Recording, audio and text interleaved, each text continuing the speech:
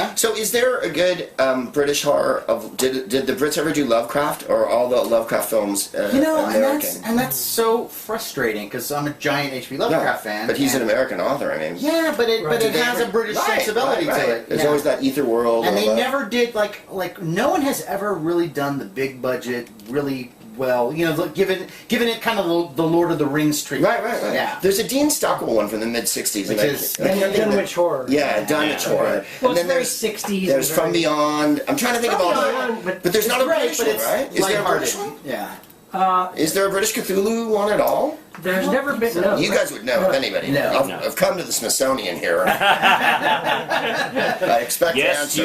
There actually is a really great version of The Color Out of Space, a German production that's fairly recent. Oh yeah, I say, I've heard of that one. and it's very well done. Really? But yeah, but you know, where can't we get anyone in America with a budget? I know that there was talk of that Guillermo del Toro. Yeah, he'd be perfect. He wanted to do At the Mountains of Madness. Right.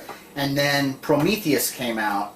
Which has kind of a similar, you know, our makers are evil. Wait, is Prometheus English? Do we call that English? Well, I guess it is. We call it a big mess. Yeah, well, that was a big mess. I saw it. Talk It was about really a British good. horror.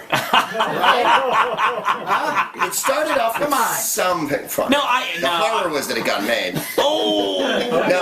Ridley Scott's such a great director, and I love the first Alien so much, and that one was just when they had there was some parts of it that were hokey. Also, when you have the all ethnic crew or whatever, and you're doing that, working that end, don't have everyone be an asshole. Like, that's what about this. There was 5 guys in the crew who were like, "Fuck it, I don't care if we succeed." Like, wait a minute. Look, can't anyone have raw self-interest as a motivating factor?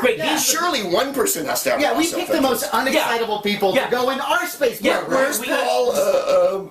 What's his name from the second one? Paul Reiser? Yeah, where's Paul Reiser? Where's the weasel? Where's the privateer? Where's the bad guy? Where's the stud who wants to fuck everyone?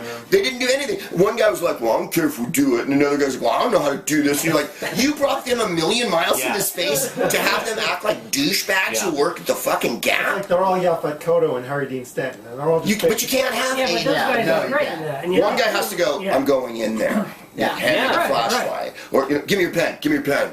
You know? You can't. But that was my problem with it. And then, Charlize Theron's cold.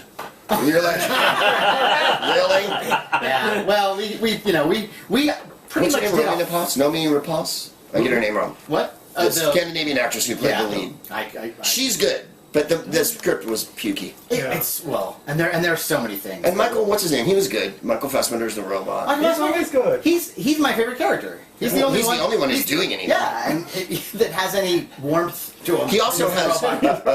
He's got the HAL or whatever the. I'm the computer who has the orders from the corporation. Right. So that's revealed at least. Yeah. Something is revealed by the end. Bishop. Right. I'm taking over, but I actually am controlling the situation. Ash. I'm sorry, Ash. That's her. Ash. Yeah, I didn't. That's a British horror one. Well, then if we're going back and saying is the first Alien a British horror movie, or is it American because? It's 20th Century Fox. Well, did Dan O'Bannon really write it? He only wrote the scenario, right? Well, no, he did write it. I know a lot of people say he took it from, I think they argued over who wrote that thing. Well, yes, but... Well... Is it a British film then?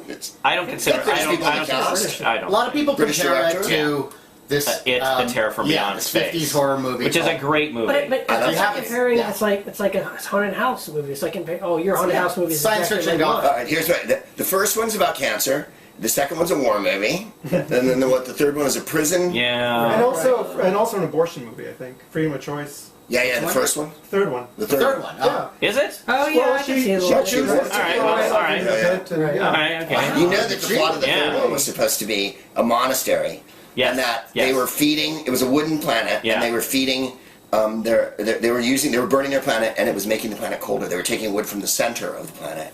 And so the planet was getting colder, so they were dying, and that they all had the alien tattooed on them because he was their Antichrist or whatever. So they switched it to prison, but they. It's automatically more interesting when the Isn't it? And I think David Ford was he a Kiwi director? I think directed that third one. So I read It was brought in later, No. right? It Wasn't he Fincher. Fincher? David Fincher. David Fincher. David Fincher was brought in to replace. But the thing is that that film went through. It was almost as if they couldn't make up their mind, and what they did is they kind of took it of these both two ideas and kind of melded them together. And it doesn't look no. great cast. I mean, No. Pete Postlewaite's in it, and the guy who plays the guy from With Mel and I forget that actor's name. Charles Dance? Well, Charles Dance. So here's my Alien 3 story. I did a TV show with an actor named Brian Glover, and Brian Glover plays the governor of the prison in the movie. So he comes in and he goes, "Remote control," in like every episode. He's got a face like a grapefruit, right? Like Brian Glover looks like that, and he talks like that, right? And so that's why he's the governor in the movie, right? And we were sitting outside the trailer, and I said to him, "Brian, I'm the only person to see Aliens 3. Will you please tell me about it?" And he goes, "There were so many colours on the script because there were so many fucking writers." And he goes, "You knew when you were going to die." With the table read, right? Yeah. They did the table read. He goes, "You knew when you were going to fucking die, right? Because every character in that movie dies, right? Except for her. Literally every character. There is nobody left at the end. No. You've introduced to 22 characters and they fucking get killed. One out, including the dog, right? Like everybody dies. And then... If only they would have done that sooner. Right. So Charles Dance is a star and is the co-star, and I think dies in the second reel. So he goes, they're at the table read, and Charles Dance goes, "I fuck her and I die on page 18."